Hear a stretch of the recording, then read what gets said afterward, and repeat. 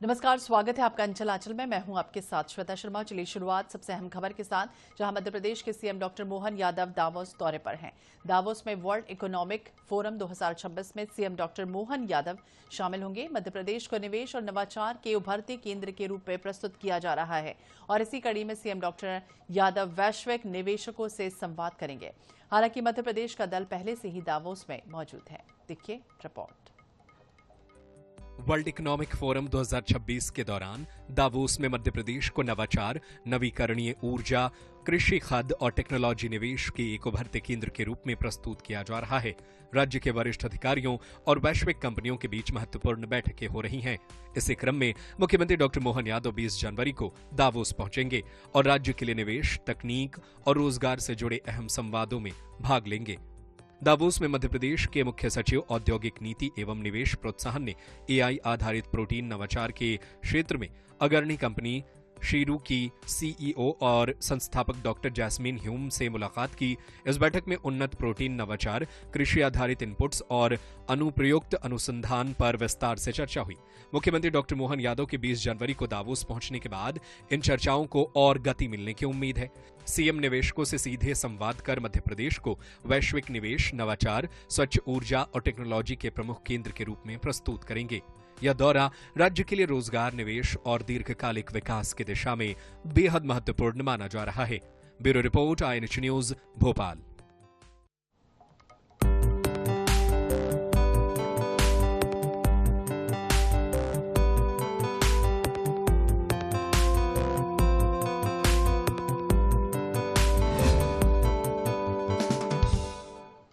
मध्य प्रदेश के CM doctor Mohan Yadav मंगलवार को स्विट्जरलैंड रवाना हो गए। सीएम दावोस में आयोजित वर्ल्ड इकोनॉमिक फोरम में शामिल होंगे।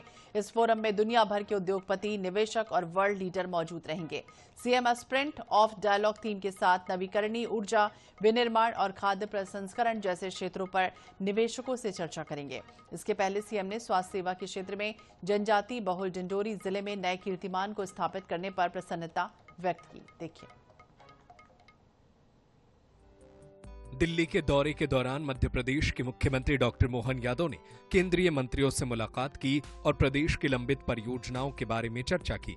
मुख्यमंत्री ने नई दिल्ली में भाजपा के नवनिर्वाचित राष्ट्रीय अध्यक्ष श्री नितिन नबीन से सौजन्य भेंट की। मुख्यमंत्री डॉक्टर मोहन यादव ने श्री नितिन नबीन को नए दायित्व के लिए पुष्पगुच्छ एवं स्मृति चिन्ह भेंट कर बधाई और शुभकामनाएं दी। दिल्ली से ही मुख्यमंत्री स्विट्जरलैंड के लिए रवाना होंगे। यहां पर कृषि एवं food processing, biotech, pharma, health care, नवीन एवं नवीकरणीय ऊर्जा, केमिकल इंडस्ट्री, टेक्सटाइल एवं गारमेंट, रियल एस्टेट, ट्रांसपोर्ट एवं लॉजिस्टिक्स, होल्डिंग कंपनियों, एजुकेशन और स्पोर्ट्स स्ट्रक्चर जैसे क्षेत्रों में निवेश संवाद मुख्यमंत्री करेंगे। लोकल टू ग्लोबल रणनीति के तहत मध्य प्रदेश अपने संसाधनों और कुशल मानव शक्ति और वैश्विक मूल्य श्रृंखलाओं से जोड़ने की दिशा में आगे बढ़ेगा। इसके पहले मुख्यमंत्री डॉक्टर मोहन यादव ने स्वास्थ्य सेवा के क्षेत्र में जनजातीय बहुल्य डिंडौरी जिले में नए कीर्तिमान को स्थापित करने पर प्रसन्नता व्यक्त की है। मुख्यमंत्री डॉक्टर मोहन यादव ने एशिया बुक ऑफ रिकॉर्ड्स और इंडिया बुक ऑफ रिकॉर्ड्स में स्थान बनाने की उपलब्धि के लिए डिंडौरी जिला प्रशासन और डिंडौरी के निवासियों को बधाई और शुभकामनाएं दी हैं।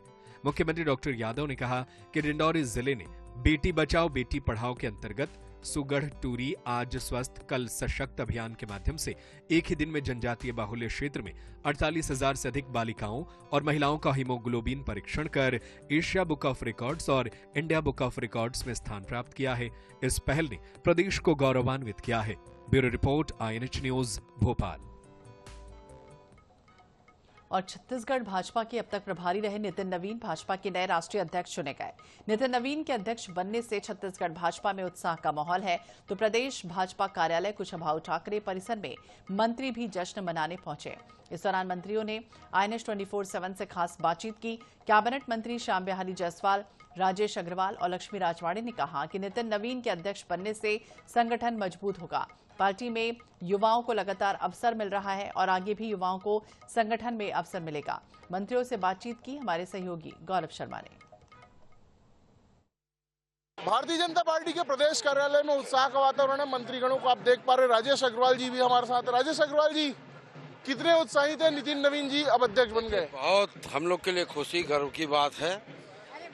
उनके मार्गदर्शन में छत्तीसगढ़ में विधानसभा, लोकसभा, नगरीय सभी चुनाव में भारी हमने सफलता यहाँ प्राप्त की और निश्चित रूप से अब पूरे देश को उनका मार्गदर्शन मिलेगा और छत्तीसगढ़ के एक एक कार्यकर्ता को जानते हैं, इसलिए छत्तीसगढ़ के लिए बहुत खुशी की बात है। युवाओं को कितना अवसर देने जा रहे हैं? 45 साल के नितिन नवीन अध्यक्ष बन गए। अब ये क्या माना जाए कि नीचे की जो पद होंगे उसमें भी युवा रहेंगे? देखिए, भारतीय जनता पार्टी हमेशा से युवाओं को अवसर देती रही है और अभी तो बहुत बड़ा ऐतिहासिक निर्णय लेते हुए जो काम हुआ है, निश्चित रूप से हमारे युवाओं को बहुत ज्यादा अवसर मिलेगा। नितिन नवीन जी अध्यक्ष बन गए, कैसे देखते हैं?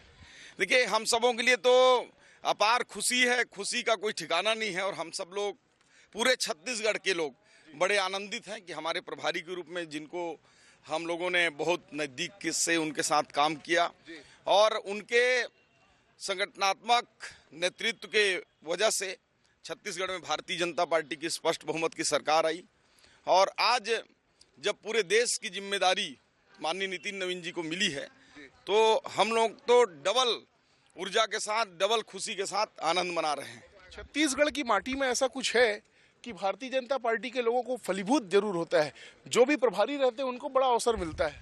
देखिए, छत्तीसगढ़ महतारी के माटी का ही प्रताप है कि आज ये नया राज्य होने के बाद छत्तीसगढ़ इतना फल फूल रहा है और वैसे भी छत्तीसगढ़ हमारे श्रद्धेय अटल बिहारी वाजपेयी जी का बनाया हुआ राज्य है, तो निश्चित रूप से यहाँ जो भी पौधा लगता है वो अच्छे से फलता है, फूलता है और भारतीय जनता पार्टी के प्रभारियों के लिए तो विशेष रूप से है कि यहाँ जो प्रभारी रहे हैं हमारे उच्च स्तर पर पहुँचे ही हैं और माननीय नितिन नवीन जी हमारे भारतीय जनता पार्टी के सर्वोच्च संगठन के पद पर जिम्मेदारी उनको मिली है। हम सब लोग अपनी ओर से उनको शुभकामनाएं प्रेषित करते हैं। तो ये भारतीय जनता पार्टी का युवाओं को लेने का तो स्पष्ट रूप से दिख रहा है। हमारे 70% विधायक युवा हैं, तो आज पूरा देश ही युवाओं का देश है और भारतीय जनता पार्टी सदैव से कोई वंशवाद की पार्टी है नहीं और सदैव से ऐसे लोगों को मौका देती है जो अंतिम पंक्ति पर होते हैं, गांव का किसान के बेटे को, मजदूर के बेटे को, सबको अवसर देती है और आज यही कारण है कि माननीय नितिन नवीन जी हमारे भारतीय जनता पार्टी के राष्ट्रीय अध्यक्ष के रूप में जिम्मेदारी उनको दी गई है।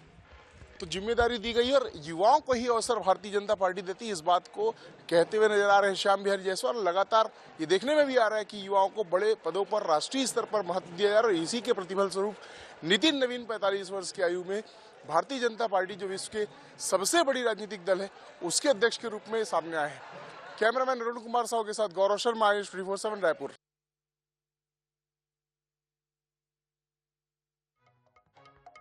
नितिन नवीन भारतीय जनता पार्टी के राष्ट्रीय अध्यक्ष बने। भारतीय जनता पार्टी में जश्न का वातावरण है। इस वक्त महिला एवं बाल विकास मंत्री लक्ष्मी रजवाड़े जी हमारे साथ है। कैसे देखती हैं नितिन नवीन जी अब राष्ट्रीय अध्यक्ष बन गए, आप लोग जश्न मना रहे हैं? देखिए, आज छत्तीसगढ़ के लिए और हम सब के लिए बड़ा ही हर्ष का विषय भी है और हम सब उत्साह भी मना रहे हैं क्योंकि माननीय नितिन नवीन जी जो आज पदभार भी ग्रहण कर लिए हैं, हमारे छत्तीसगढ़ में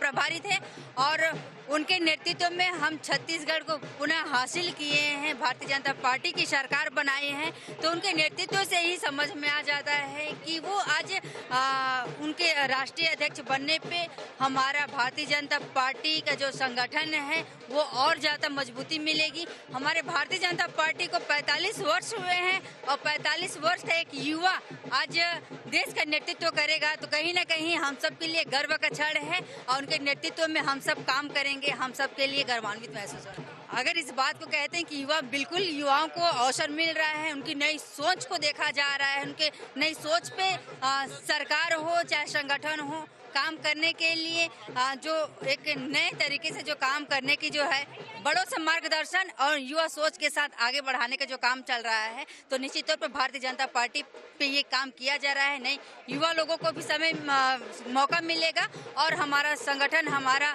नेतृत्व जो ऊपर में करता है उनसे आज भारतीय जनता पार्टी बहुत आगे बढ़ेगा। उत्साह का जो वातावरण है वो भारतीय जनता पार्टी के कार्यालय में आज देखने मिल रहा है, जहाँ पर ढोल नगाड़ों के साथ, आतिशबाजी के साथ नितिन नवीन के राष्ट्रीय अध्यक्ष बनने पर जो उत्साह का वातावरण है वो यहाँ पर नजर आ रहा है। कैमरामैन अरुण कुमार साहू के साथ गौरव शर्मा, IANS 24/7 रायपुर। और इस बीच रायपुर से खबर आपको बताते हैं, जहां एसआईआर को लेकर कांग्रेस का देर रात बड़ा प्रदर्शन। तहसील ऑफिस में कांग्रेस ने प्रदर्शन किया, कैबिन में बैठकर अपना विरोध जताया और जमकर नारेबाजी की गई।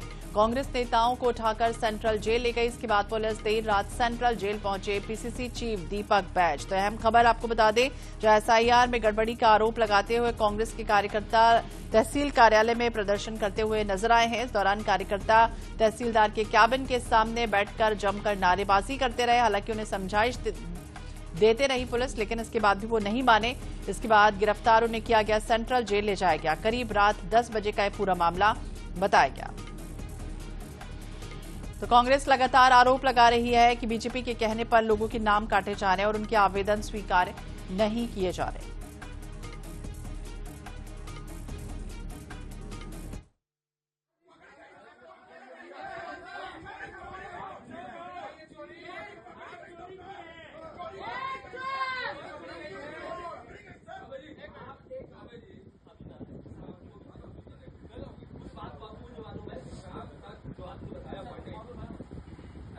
जो आदमी बताया पाटे मोनिका दुबे एक बार फिर से हमारी सहयोगी हमारे साथ जुड़ गई। मोनिका, क्या था ये पूरा मामला? क्योंकि लगातार हमने देखा है कि कांग्रेस आरोप पर आरोप लगाती रही है एसआईआर को लेकर, और अब जिस तरह का ये प्रदर्शन होता रहा, क्या कुछ हुआ?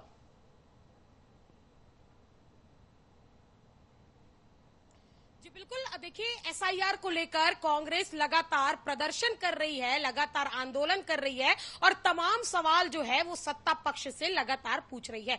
पूरा मामला कल देर रात का है, जहां पर कांग्रेसी तहसील ऑफिस में धरना देते हुए नजर आए, जहां पर नारेबाजी करते हुए नजर आए और उनका आरोप है कि एसआईआर को लेकर जो वोट चोरी है वो किए जा रहे हैं, आवेदन जमा किए जा रहे हैं, बीजेपी के कहने पर नाम जो है वो काटे जा रहे हैं। एसआईआर को लेकर जो सर्वे हुआ और सर्वे रिपोर्ट में जो चीजें सामने आई, उसके बाद कई लोगों के नाम जो है वो कटे। जहां एक और बीजेपी का दावा है कि जो मृत्यु जिसकी हो चुकी है, वह जो राज्य छोड़कर जा चुके हैं, उनके नामों की कटनी छटनी जो है वो की गई है और एसआईआर देश के लिए, राज्य के लिए एक महत्वपूर्ण चीज है। वहीं कांग्रेसी कल देर रात पहुंचे और उन्होंने वोट चोरी का आरोप लगाते हुए तहसील ऑफिस में ही धरने पर बैठ गए। पुलिस के और कांग्रेसियों के बीच में जो कहासुनी है वो हुई, जमकर बहसबाजी हुई। इसी बीच में पुलिस ने उन्हें उठाने का प्रयास किया, लेकिन कांग्रेसी नहीं उठे। देर रात उन्हें सेंट्रल जेल ले जाया गया और पीसीसी चीफ दीपक बैज कांग्रेसियों से मिलने जेल पहुंचे। तो लगातार छत्तीसगढ़ में एसआईआर को लेकर जहां पर प्रक्रिया लगातार तेज है, वहीं दूसरी ओर कांग्रेसियों का भी जो प्रदर्शन है, आंदोलन है और इसको लेकर जो तमाम आरोप है वो प्रदेश में देखे जा रहे हैं। तो बिल्कुल तमाम जो आरोप है वो प्रदेश में देखे जा रहे हैं और इसी के तहत ये तस्वीरें लगातार हमने आपको दिखाई कि किस तरह से हंगामा देर रात होता रहा। हालांकि इन्हें गिरफ्तार किया गया और फिर समझाइश भी दी गई। बने रहिए आप हमारे साथ, मोनिका।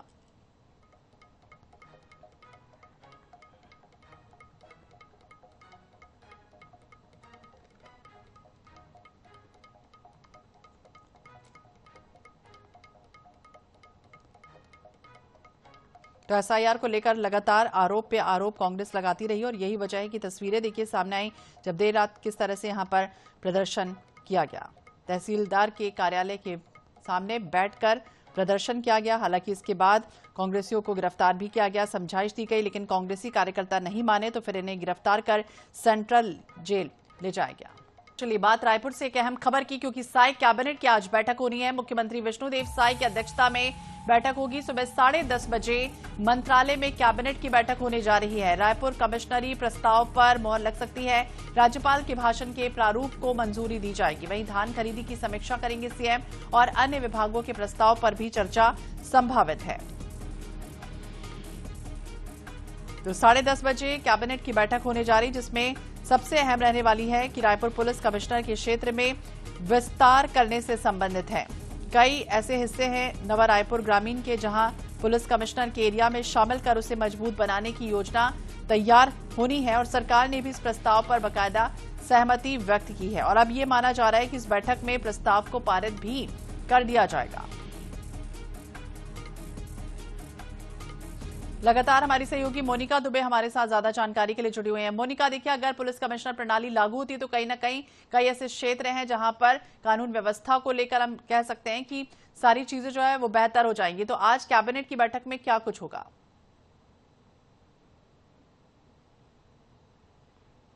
जी बिल्कुल, देखिए आज कैबिनेट की जो बैठक है वो रखी गई है। सुबह 11 बजे नवा रायपुर में ये जो बैठक है वो होगी। मुख्यमंत्री विष्णुदेव साय की अध्यक्षता में बैठक होगी, जिसमें तमाम अधिकारी और कैबिनेट के सभी जो सदस्य हैं यानी कि पूरे 14 मंत्री वो इस बैठक में शामिल होंगे। क्योंकि एक महत्वपूर्ण बैठक इसलिए मानी जा रही है क्योंकि इसमें 3 मुख्य चीजों पर चर्चा होगी। सबसे पहले अगर बात कर लिए जाए तो 26 जनवरी को होने वाले राज्यपाल के भाषण का अनुमोदन जो है उस बैठक में किया जाएगा। दूसरी बात अगर महत्वपूर्ण है वो है कमिश्नरी प्रणाली लागू करने को लेकर, यानी कि 23 जनवरी से जो कमिश्नर प्रणाली लागू होने वाला है उसे लेकर इस बैठक में महत्वपूर्ण चर्चाएं होंगी। आगामी उसके क्या जो फायदे हैं उस पर भी चर्चाएं होंगी। तीसरी महत्वपूर्ण बात धान खरीदी से लेकर है, क्योंकि धान खरीदी को लेकर जो तिथि आगे बढ़ाए जाने की जो चर्चा है वो इस कैबिनेट की बैठक में होगी। तो आज कैबिनेट का महत्वपूर्ण यानी कि कैबिनेट की महत्वपूर्ण बैठक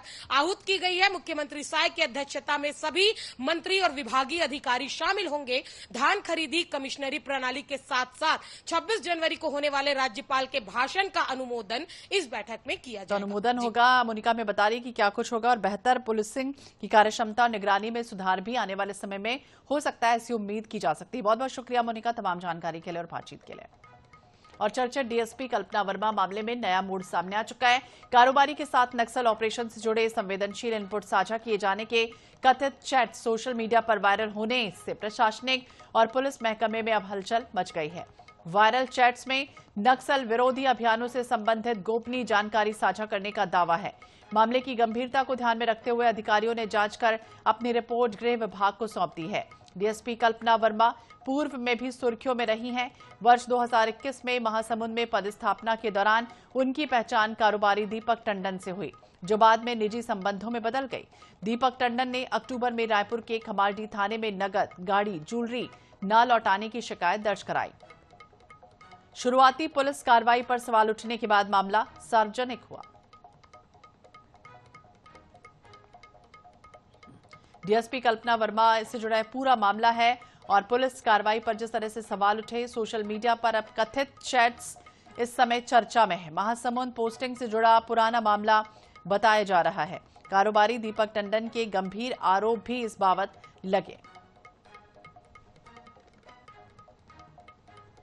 हालांकि अब देखना होगा जांच में क्या कुछ निकलकर सामने आता है, लेकिन महासमुंद पोस्टिंग से जुड़ा एक पुराना मामला बताया जा रहा है और अब एक चैट्स जो है वो सोशल मीडिया पर वायरल हुआ है। कारोबारी दीपक टंडन ने भी कई तरह के आरोप कल्पना वर्मा पर लगाए हैं। और इसी के साथ इस बुलेटिन में फिलहाल इतना ही। बाकी अपडेट्स के लिए आप देखते रहिए INH 24/7। नमस्कार।